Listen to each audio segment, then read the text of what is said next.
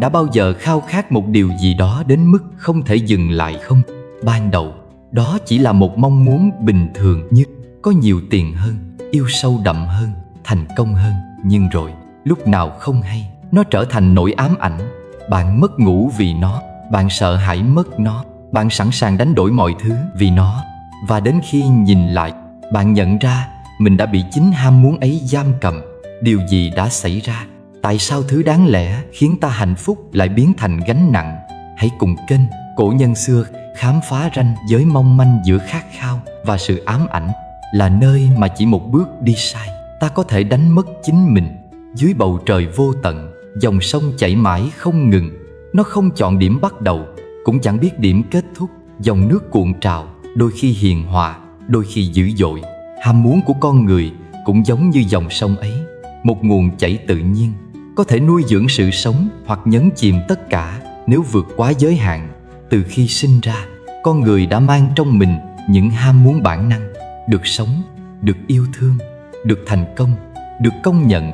Ham muốn giúp ta tồn tại, như lửa giúp thắp sáng bóng tối, như gió giúp thuyền buồm căng mình tiến về phía trước. Nếu không có khát vọng, có lẽ loài người vẫn chỉ quanh quẩn nơi rừng sâu, không biết đến ánh đèn rực rỡ của văn minh. Không có những tòa nhà cao chọc trời, không có những bản nhạc bất hủ vang vọng qua năm tháng. Nhưng điều đáng sợ không nằm ở ham muốn, mà nằm ở cách ta đối diện với nó. Một đốm lửa có thể sưởi ấm giữa đêm đông, nhưng một ngọn lửa mất kiểm soát có thể thiêu rụi cả cánh rừng. Khi ta để ham muốn kiểm soát, nó không còn là một nguồn động lực, mà trở thành một sợi dây trói buộc, giống như kẻ khát nước giữa sa mạc. Càng uống lại càng khát, càng có lại càng muốn nhiều hơn, không bao giờ thấy đủ. Câu chuyện về người tiều phu và chiếc rì có lẽ là một minh chứng rõ ràng. Ngày nọ, người tiều phu đánh rơi chiếc rìu của mình xuống sông. Một vị thần hiện ra và hỏi anh: "Đây có phải chiếc rìu bằng vàng của ngươi không?" Người tiều phu lắc đầu. Vị thần tiếp tục lấy ra một chiếc rìu bạc. Anh vẫn lắc đầu. Cuối cùng, vị thần lấy ra chiếc rìu sắt cũ kỹ của anh. Anh vui mừng nhận lại. Thấy anh trung thực, vị thần tặng anh cả 3 chiếc rìu. Nhưng khi câu chuyện ấy được lan truyền rộng rãi, một kẻ tham lam khác cố tình ném rìu xuống sông, mong rằng vị thần sẽ ban cho hắn rìu vàng. Nhưng lần này, hắn chẳng nhận lại được gì. Ham muốn khi biết đủ sẽ mang lại phúc lành, nhưng khi bị lòng tham dẫn lối, nó chỉ khiến ta đánh mất những gì ta từng có. Chúng ta thấy điều này rõ ràng trong cuộc sống hiện đại. Những người theo đuổi tiền bạc đến mức quên đi gia đình, những kẻ đắm chìm trong danh vọng mà đánh mất bản thân.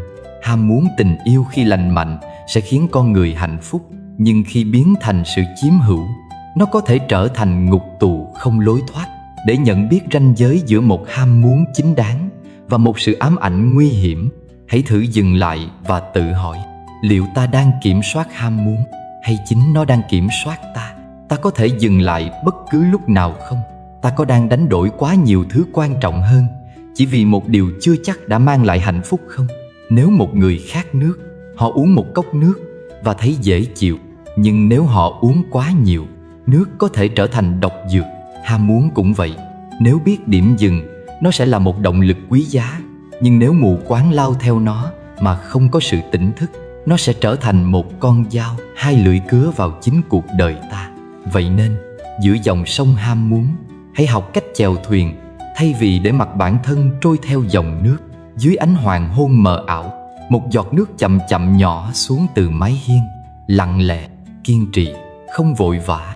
Một giọt, 2 giọt, 3 giọt ban đầu dường như chẳng có gì đáng chú ý. Nhưng cứ thế, ngày qua ngày, giọt nước bé nhỏ ấy khoét sâu vào tảng đá bên dưới, tạo thành một vết hằn không thể xóa nhòa. Sự ám ảnh cũng len lỏi vào tâm trí con người theo cách ấy, như không ồn ào, không vội vã, chỉ nhẹ nhàng gặm nhấm từng chút một, cho đến khi ta không còn nhận ra rằng mình đang bị kiểm soát. Ban đầu, nó chỉ là một mong muốn bình thường nhất, một tia lửa nhỏ bé lóa lên trong tâm trí, một giấc mơ, một tham vọng, một khao khát. Chẳng có gì sai khi một người muốn thành công, muốn được yêu thương, muốn có một cuộc sống tốt đẹp hơn. Ham muốn vốn dĩ là động lực của sự phát triển, là ngọn gió đẩy cánh buồm tiến xa hơn.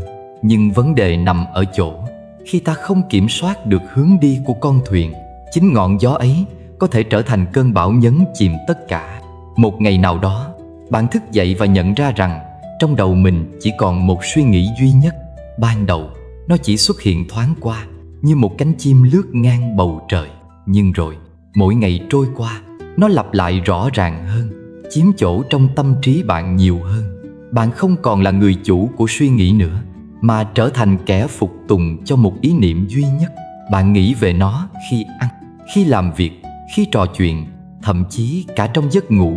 Bạn bước đi trên phố, nhưng mọi thứ xung quanh bỗng trở nên nhạt nhòa.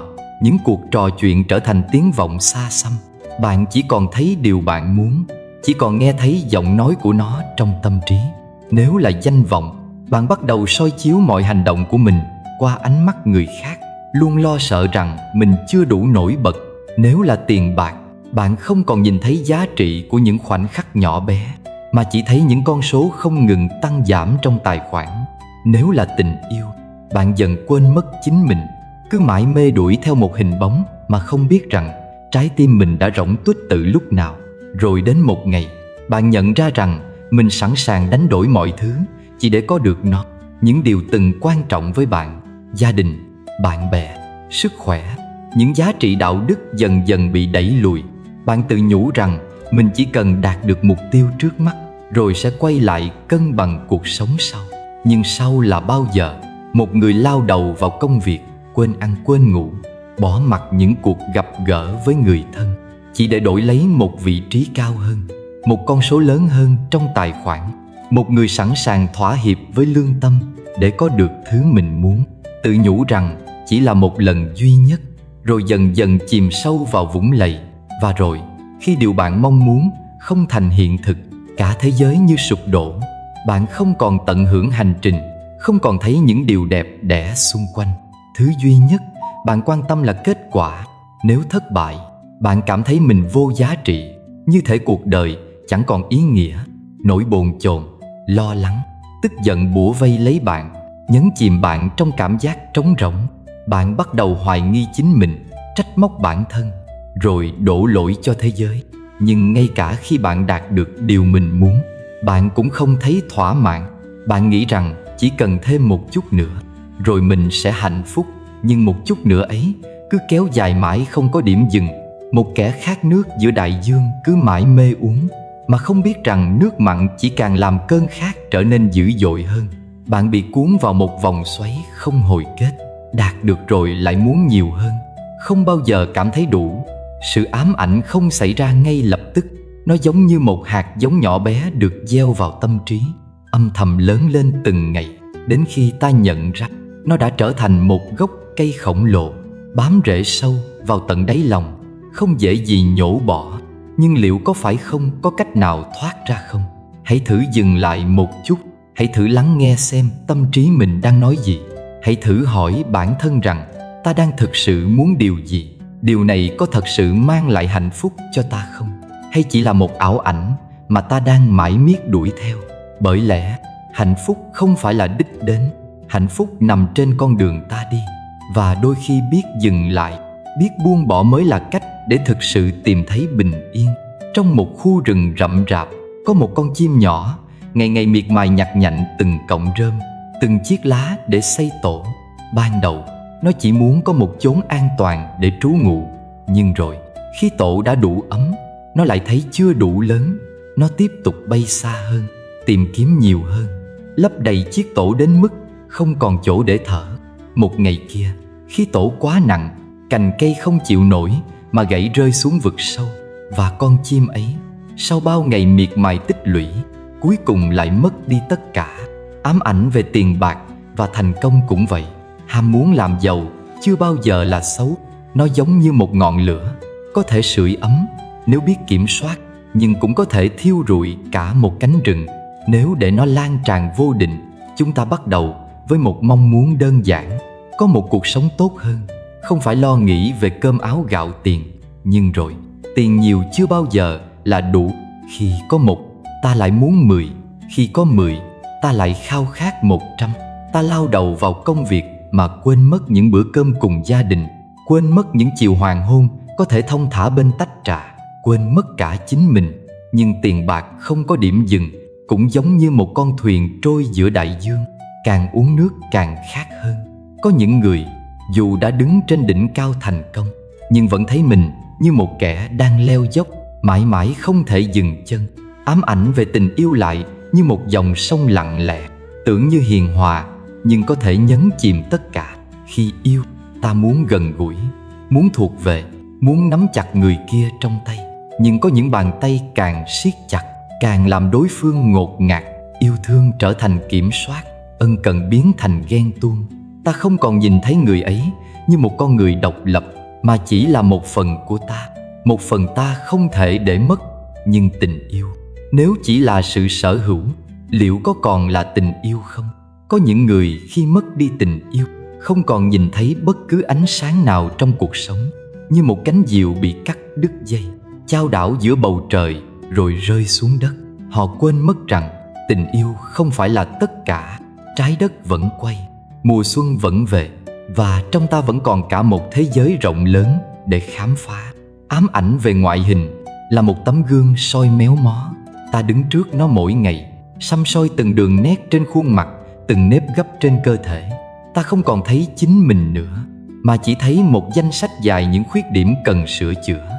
Mỗi ngày ta chạy theo một tiêu chuẩn sắc đẹp mới, một đôi mắt to hơn, một vòng eo nhỏ hơn, một làn da trắng hơn. Mạng xã hội như một rạp chiếu phim khổng lồ, nơi ai cũng cố gắng trình diễn một phiên bản hoàn hảo nhất của mình. Nhưng dù có phẫu thuật bao nhiêu lần, dù có ép cân đến mức nào, ta vẫn không thấy hài lòng. Giống như một người chạy trên bãi cát, dù cố gắng đến đâu cũng không thể bắt kịp bóng của chính mình. Và có lẽ chỉ khi ta học cách nhìn vào gương mà không phán xét, ta mới thực sự thấy được vẻ đẹp vốn dĩ đã luôn hiện hữu. Ám ảnh về sự công nhận từ người khác lại như một cơn mưa phùn dai dẳng, không dữ dội nhưng thấm dần len lỏi vào từng ngóc ngách của tâm trí. Ta đo lường giá trị bản thân qua số lượt thích, số bình luận, số người theo dõi. Một bức ảnh không chỉ đơn giản là một khoảnh khắc, mà trở thành một chiến dịch, một cuộc đua xem ai nhận được nhiều sự chú ý hơn. Ta mãi mê sống một cuộc đời để trưng bày, thay vì một cuộc đời để tận hưởng. Khi nhận được lời khen, ta vui. Khi bị phớt lờ, ta hoang mang lo lắng. Và khi không ai để ý đến nữa, ta cảm thấy như mình chưa từng tồn tại. Nhưng liệu một chiếc bóng có thể xác định giá trị của chính nó bằng cách chờ đợi ánh sáng bên ngoài không? Hay chính nó mới là nguồn sáng tự thân mà bao lâu nay vẫn chưa nhận ra? Có những nỗi ám ảnh không đến từ bên ngoài, mà là do chính ta tự nhốt mình trong đó. Một con chim có thể tự do bay lượn giữa bầu trời, nhưng nếu nó cứ mãi nhìn xuống chiếc tổ đầy ắp bên dưới, liệu nó có thực sự được gọi là tự do không? Nếu chúng ta có thể dừng lại một chút, đặt xuống những gánh nặng mà ta đang ôm chặt, có lẽ ta sẽ nhận ra rằng hạnh phúc chưa bao giờ nằm ở phía trước, mà luôn ở ngay đây, ngay trong khoảnh khắc này. Có một sợi dây mảnh mai nối giữa khát khao và sự ám ảnh. Khi ta kiểm soát được nó, sợi dây ấy là cầu nối đưa ta đến với ước mơ. Nhưng khi ta để nó kiểm soát mình, nó trở thành sợi xích trói chặt đời ta trong những vòng lặp không hồi kết. Ham muốn vốn là động lực giúp ta vươn lên, nay lại trở thành con dao hai lưỡi cứa vào tâm trí, bào mòn tinh thần, đẩy ta vào vực thẳm của sự bế tắc. Sự ám ảnh không xuất hiện ngay lập tức. Nó bắt đầu như một cơn sóng nhỏ, âm thầm len lỏi trong tâm trí, rồi dần dần dâng lên thành bão tố. Khi ta nhận ra, có lẽ đã quá muộn. Giống như con thiêu thân lao đầu vào ánh lửa, tưởng rằng đó là thứ mình khao khát, để rồi không hay biết rằng chính thứ ánh sáng ấy đang thiêu rụi đôi cánh tự do. Sức khỏe tinh thần suy sụp. Ban đầu là những đêm trằn trọc không ngủ, sau đó là những ngày dài lo âu vô cớ. Ta tỉnh dậy với một tâm trí nặng nề, lúc nào cũng bất an, lúc nào cũng có cảm giác như mình vẫn chưa đủ, như mình chưa đạt được điều mình mong muốn. Ngay cả khi đã nắm trong tay một phần điều ta theo đuổi, ta vẫn thấy thiếu. Cảm giác trống rỗng cứ bám riết như một cái hố đen nuốt chửng mọi niềm vui. Ta sống trong căng thẳng liên miên, lo lắng về tương lai, hối hận về quá khứ, và quên mất rằng mình đang đánh mất hiện tại. Khi ta bị ám ảnh bởi một điều gì đó, ta không còn là chính mình. Ta trở thành con rối bị giật dây, nhảy múa theo điệu nhạc của những ham muốn không đáy. Và khi tâm trí bị giam cầm thì mọi mối quan hệ xung quanh cũng dần dần bị kéo vào khoảng tối. Người ta nói rằng tình cảm là một ngọn lửa, và mọi ngọn lửa đều cần được vun đắp. Nhưng một người sống trong ám ảnh thì chẳng còn thời gian để chăm chút cho những mối quan hệ xung quanh. Khi ta quá đắm chìm vào công việc, vào tiền tài, vào danh vọng, vào bất cứ thứ gì đang trói buộc tâm trí ta, thì người thân bên cạnh dần trở thành những cái bóng. Họ lặng lẽ quan sát ta từ xa, đôi khi cố gắng kéo ta ra khỏi vòng xoáy ấy. Nhưng ta không nghe thấy, không nhìn thấy. Ta mải mê chạy theo một thứ ánh sáng xa vời, để rồi đến một ngày quay đầu lại, chẳng còn ai đứng đó đợi ta nữa. Gia đình xa cách, tình yêu rạn nứt, bạn bè dần dần trở thành những cái tên bị lãng quên. Những cuộc trò chuyện trở nên gượng gạo, vì trong đầu ta chỉ có một điều duy nhất đang chiếm trọn tâm trí. Một người đàn ông có thể mải mê chạy theo sự nghiệp, để rồi khi già đi, ông ta mới nhận ra rằng mình chẳng còn ai bên cạnh. Một người phụ nữ có thể chìm đắm trong nỗi ám ảnh về sắc đẹp, để rồi khi ngoảnh lại, những tháng ngày thanh xuân đã bị đánh đổi bởi sự bất an không hồi kết. Ta cứ nghĩ rằng chỉ cần đạt được điều mình muốn, mọi thứ khác sẽ tự động tốt đẹp hơn. Nhưng trên thực tế, mỗi bước ta đi về phía nỗi ám ảnh cũng là một bước ta rời xa những điều thực sự quan trọng trong đời. Và điều đáng sợ nhất của sự ám ảnh chính là nó lấy đi sự tự do của ta. Tự do không chỉ là được đi đến bất cứ đâu hay làm bất cứ điều gì, mà còn là sự tự do trong tâm trí. Tự do khỏi những ràng buộc vô hình. Khi một ham muốn trở thành ám ảnh, ta không còn kiểm soát được nó nữa. Ta nghĩ rằng ta đang theo đuổi một thứ gì đó, nhưng thật ra chính ta mới là kẻ bị săn đuổi. Có những người suốt đời theo đuổi tiền bạc, không ngừng lao vào những cuộc đua không hồi kết. Họ nghĩ rằng chỉ cần kiếm thêm một chút nữa, họ sẽ thấy bình yên. Nhưng sự thật là họ chưa bao giờ thực sự tận hưởng những gì mình có. Tâm trí họ bị trói buộc vào những con số, vào những thương vụ, vào những kế hoạch. Họ không còn cảm nhận được những điều giản dị của cuộc sống. Một buổi sáng yên bình, một tách trà thơm, một cơn gió nhẹ mơn man trên da. Họ cứ nghĩ rằng mình đang làm chủ cuộc chơi, nhưng thật ra chính họ mới là con tốt bị điều khiển bởi chính những tham vọng của mình. Có những người bị ám ảnh bởi tình yêu, để rồi đánh mất chính mình. Họ yêu không phải vì họ muốn chia sẻ hạnh phúc, mà vì họ sợ cô đơn. Họ níu kéo một người không thuộc về họ. Họ ghen tuông, kiểm soát. Họ biến tình yêu thành một nhà tù ngột ngạt. Và rồi khi tình yêu ấy vỡ tan, họ cảm thấy như cả thế giới sụp đổ. Nhưng sự thật là họ đã đánh mất thế giới của chính mình từ lâu rồi. Khi họ để tình yêu trở thành một thứ ám ảnh, thay vì một sự lựa chọn tự do. Tự do không phải là có tất cả. Tự do là không bị bất cứ điều gì trói buộc. Và khi ta để một điều gì đó chiếm trọn tâm trí, điều đó đã trở thành xiềng xích. Những sợi xích ấy không nhìn thấy được, nhưng ta có thể cảm nhận. Chúng nặng trĩu trên vai, đè nén trong tâm hồn, và làm lu mờ mọi niềm vui giản dị mà cuộc đời này ban tặng. Sự ám ảnh giống như một vực thẳm. Càng tiến đến gần, ta càng bị hút sâu vào đó. Đến một lúc nào đó, ta sẽ không thể quay đầu lại. Nhưng nếu ta có thể nhận ra điều đó sớm hơn, nếu ta có thể lùi lại một bước, buông bỏ một phần, ta sẽ thấy rằng thế giới ngoài kia vẫn còn rất nhiều điều đẹp đẽ. Bình yên không đến từ việc đạt được tất cả mọi thứ ta muốn. Bình yên đến từ việc biết đủ, biết dừng lại trước khi ham muốn biến thành xiềng xích.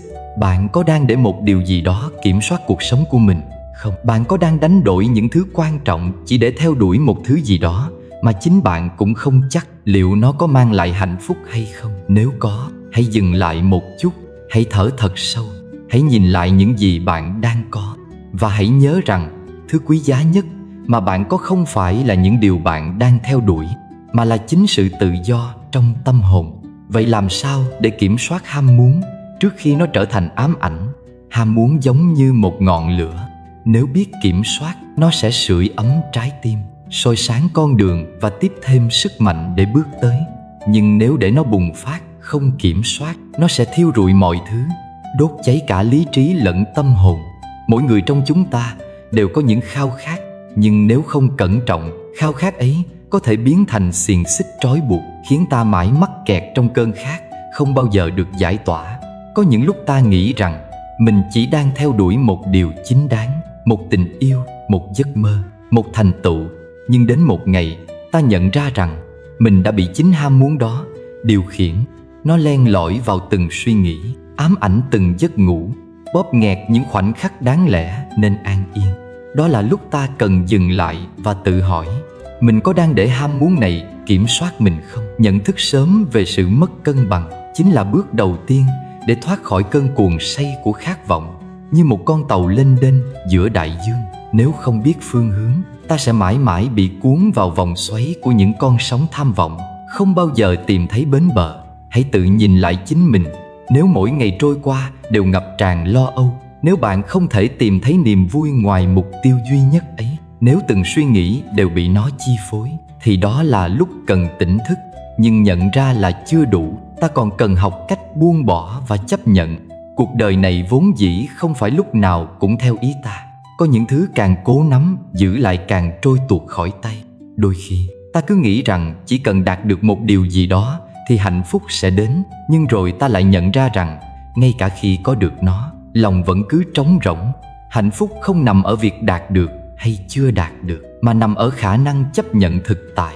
Như mặt hồ chỉ có thể phản chiếu bầu trời khi nó lặng sóng, tâm ta cũng chỉ có thể an yên khi không còn xáo động vì những ham muốn vô tận. Để không bị một ham muốn duy nhất nhấn chìm, ta cần tìm kiếm sự cân bằng.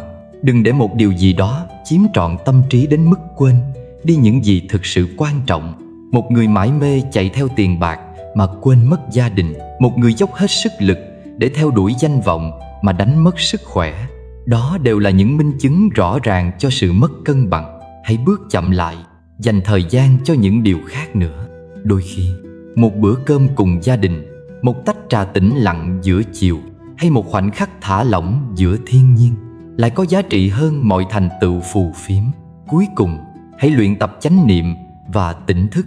Cuộc đời là một chuỗi những khoảnh khắc hiện tại, nhưng ta thường xuyên bỏ lỡ nó chỉ vì cứ mãi chạy theo những gì chưa tới. Thiền định không phải là điều gì xa vời hay huyền bí. Đơn giản chỉ là bạn dành một chút thời gian mỗi ngày để kết nối với chính mình, để lắng nghe hơi thở, để nhận biết từng suy nghĩ mà không bị nó chi phối. Khi tâm trí an tĩnh, bạn sẽ nhận ra rằng mình không cần phải kiểm soát mọi thứ, bởi chính sự kiểm soát đó lại là nguồn cơn của bất an. Ham muốn không phải là điều xấu, nhưng nếu không cẩn trọng, nó có thể biến thành ngục tù. Kiểm soát ham muốn không có nghĩa là dập tắt nó, mà là biết khi nào nên tiến, khi nào nên lùi, khi nào nên nắm giữ, khi nào nên buông tay. Giống như một con diều bay lượn trên bầu trời, nó chỉ có thể tự do khi vẫn còn một sợi dây giữ chặt trong tay người điều khiển. Nếu để nó bay theo cơn gió một cách vô định, nó sẽ lạc lối. Còn nếu kéo quá mạnh, nó sẽ rơi xuống. Thế nên, hãy để ham muốn là một ngọn lửa sưởi ấm bạn, chứ đừng để nó trở thành cơn bão thiêu rụi mọi thứ. Hãy để nó là một động lực giúp bạn tiến về phía trước, nhưng đừng để nó khiến bạn quên mất vẻ đẹp của hiện tại. Ham muốn có thể là ngọn gió đưa ta tiến về phía trước, nhưng nếu không kiểm soát, nó cũng có thể trở thành sợi dây vô hình trói chặt tâm hồn. Giữa khao khát và tự do, ranh giới đôi khi mong manh đến mức ta không nhận ra mình đã bị cuốn vào vòng xoáy lúc nào. Biết dừng lại đúng lúc, biết buông bỏ khi cần, và học cách hài lòng với những gì đang có, đó mới là chìa khóa để sống an nhiên. Bạn có chắc rằng mình đang làm chủ ham muốn, hay chính nó đang điều khiển bạn không? Đã đến lúc lắng lại, suy ngẫm và tìm lại sự cân bằng cho chính mình. Cảm ơn các bạn đã xem video từ kênh của Cổ Nhân Xưa. Chúng tôi kính chúc các bạn luôn an lành và hạnh phúc trong cuộc sống. Nếu chưa đăng ký kênh thì hãy bấm nút đăng ký để hàng ngày nghe nhiều bài học hay từ các cổ nhân xưa để lại. Chào tạm biệt các bạn. Hẹn gặp lại các bạn trong video tiếp theo.